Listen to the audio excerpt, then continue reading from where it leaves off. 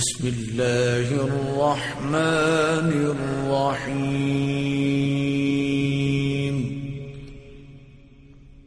مولاي صل وسلم دائما أبدا على حبيبك خير الخلق كلهم مولاي صل وسلم دائما أبدا على حبيبك خير الخلق كلهم. اللہ تعالیٰ نے ہر اس قوم کو کامیابی کا راستہ عطا فرمایا ہے جس نے درست سمت میں اپنی جد و جہد کا آغاز کیا اور یہ بات ثابت کی کہ ہر معاشرے کی کامیابی کی درست ترجمانی اس کی قوم ہی کیا کرتی ہے۔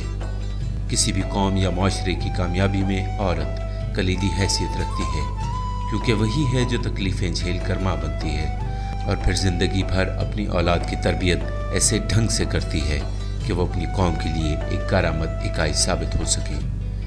عورت کا ماں بننا اس کے لیے قدرت کا ایک ایسا تحفہ ہے جس کا دنیا میں کوئی بدل نہیں۔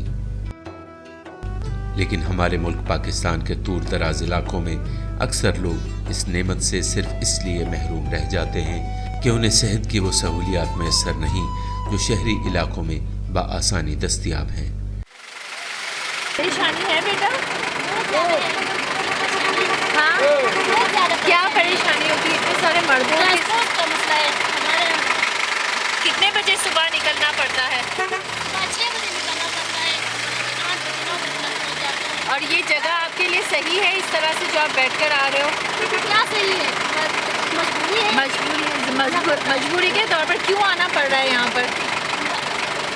شہر یہاں میڈیکل فیسلٹی ہمارے یہاں نہیں ہے۔ میڈیکل فیسلٹی یہاں نہیں ہے۔ اچھا آپ کہاں سے آ رہے ہو؟ بگروٹ سے۔ بگروٹ کی کس جگہ سے آ رہے ہو؟ پرسوں سے آ رہے ہو؟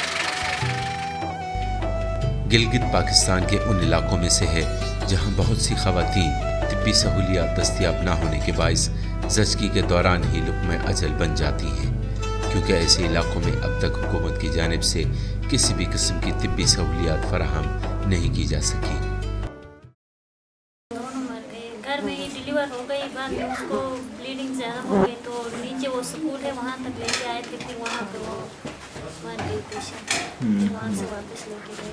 یہاں سے ہمارے یہاں دتوچ میں تو کوئی فیسلٹی نہیں ہے، سنکر میں ایک ہے، وہاں تک لے جانے کے لیے تقریباً 2 گھنٹہ لگتے ہیں، گاڑی میں آدھا گھنٹہ لگتا ہے۔ جبکہ دوسری جانب ان علاقوں کے غریب عوام بڑے شہروں میں طبی سہولیات حاصل کرنے کے اخراجات برداشت کرنے کے قابل نہیں ہیں۔ سب سے پہلے میں خدا متعال کا بہت شکر گزار ہوں کہ اس نے ہمیں یہ توفیق دی کہ ہم اس کے بندوں کی فلاح و بہبود کے بارے میں غور و فکر کریں۔ نبی اکرم نے ارشاد فرمایا من اصبح ولم یہتم بامور المسلم فلیس بمسلم، جو اپنے دن و رات گزارتا رہے اور وہ مسلمانوں کی حیثیت پر، مسلمانوں کی مشکلات پہ توجہ نہ دے تو وہ مسلمان نہیں ہے۔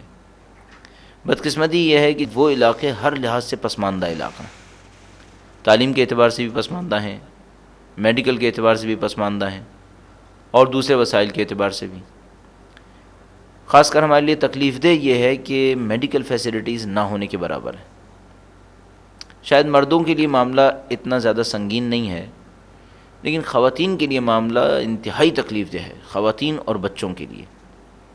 اور اس کی وجہ یہ ہے کہ ایک علاقہ ہے جو 5 گھنٹے کے فاصلے پر ہے کسی میڈیکل فیسلٹی سے، اور ایسی ویلیز میں ہیں جہاں پر بعض علاقوں میں تو بجلی بھی نہیں ہے، اور اکثر علاقے ایسے علاقے ہیں جہاں پر روڈز نہیں ہیں، ہیلی ایریا ہے، ماؤنٹینس ایریا ہے، اور وہاں پر صرف جیپ جا سکتی ہے، اور اس جیپ میں بھی مثال کے طور پر 25-26 افراد سوار ہوتے ہیں۔ صبح کو جیپ جاتی ہے 6-7 گھنٹے اندر تک، واپس لے کر لوگوں کو آتی ہے، پھر شام کو دوبارہ جاتی ہے اور واپس آتی ہے۔ بس یہ وہ کل فیسلٹی ہے جو لوگوں کے پاس ہے۔ اب اگر اس عالم میں کوئی خاتون بیمار ہو جاتی ہیں، فرض فرمائیے 5 گھنٹے کے فاصلے پر، ایک جیپ صبح کو آئے گی، ایک جیپ شام کو آئے گی، پیسہ بھی خرچ کریں تو کوئی چیز نہیں ہے۔ 25-26 لوگ اس جیپ کے اندر سوار ہوں گے، اور اس میں فرض فرمائیے 3-4 یا حتیٰ 8 مہینے کی پریگننٹ خاتون بیٹھی ہوں اور انہوں نے آنا ہو۔ اور معمولاً اس علاقے کے لوگ اسی وقت کسی خاتون کو اتنی دور بھیجتے ہیں جب کیس کمپلیکیٹڈ ہو جائے. بدقسمتی سے کمپلیکیٹڈ کیس ہوا ہے، مہینے آخری مہینے ہیں، خاتون اس جیپ کے اندر آتی ہیں اور وہ جیپ جو ہے وہ ایک ایسی روڈ پر چل رہی ہے جس میں سوائے پتھروں کی کچھ نہیں ہے. لہذا بہت دفعہ ایسا ہوتا ہے کہ راستے ہی میں خواتین جاں بحق ہو جاتی ہیں. افسوسناک پہلو یہ ہے کہ یہ سب کا سب ایسا ہے کہ جس کو حل کیا جا سکتا ہے. یعنی یہ کوئی ایسی چیز نہیں ہے جو ناقابل حل ہو، نہیں، حل کیا جا سکتا ہے. میڈیکل فیسلٹیز پہنچائی جا سکتی ہیں. روڈ اگر خراب ہے، ہم نہیں بنا سکتے تو کم سے کم ایک اچھی ایمبولینس کا بندوبست کر سکتے ہیں. ڈاکٹر اویلیبل نہیں ہے تو ڈاکٹر کو اویلیبل کیا جا سکتا ہے. سب میں پیسے اور عقل کی ضرورت ہے. ہمارا سوال یہاں پر یہ ہے، اور آپ اس احساس کے ساتھ یہاں تشریف فرما ہیں، اس سے ہمیں خوشی ہے. سوال ہمارا یہ ہے کہ کیا ان انسانی جانوں کے ضائع ہونے کا ہمارے پاس کوئی جواب ہے؟ آیا ہم قیامت کے دن اس کے مقابلے میں کوئی جواب دے سکتے ہیں؟ یہ وہ احساس تھا جو ہم نے پچھلے سال کیا، اس پروجیکٹ کے اوپر توجہ دی. کراچی واپس آ کر ہم نے تذکرہ کیا. ایک خاتون نے ہمت کی، فرزانہ صاحبہ، ڈاکٹر فرزانہ ہم انہیں تعبیر کرتے ہیں. انہوں نے امریکہ سے ماسٹرز کیا ہے نرسنگ کے اندر، بہت تجربہ ہے ان کو. کراچی میں آغا خان میٹرنٹی ہومز کے اندر کام کرنے کا 9 سالہ تجربہ ہے.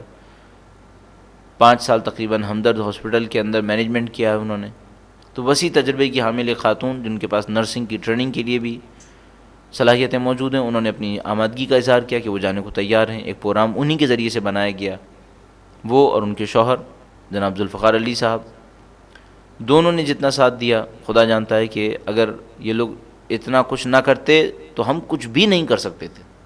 ساری فیزیبلٹیز انہوں نے بنائیں، خود پرسنلی تشریف لے گئے، حالات کا جائزہ لیا. 2 لڑکیوں کو گلگت سے منگوایا گیا، یہاں پر ان کی ٹریننگ کروائی گئی. 7 مہینے ان کی ٹریننگ ہوئی. پھر وہ 2 لڑکیاں ڈاکٹر صاحبہ کے ساتھ گلگت تشریف لے گئیں اور وہاں پر ایک کلینک اسٹیبلش کر دی گئی، MCH سینٹر، صحت MCH سینٹر کے نام سے. صحت فاؤنڈیشن وہ کراچی کا ادارہ ہے جس نے اس کام کو اپنی ذمہ داری میں لیا، اور پروجیکٹ کے تمام ابتدائی اخراجات کو صحت فاؤنڈیشن نے برداشت کیا. ہم نے اپنی خدمات پیش کی صحت فاؤنڈیشن کے لیے تاکہ اس پروگرام کی کوآرڈینیٹر بن جائیں اور ان تمام چیزوں کو کوآرڈینیٹ کر سکیں.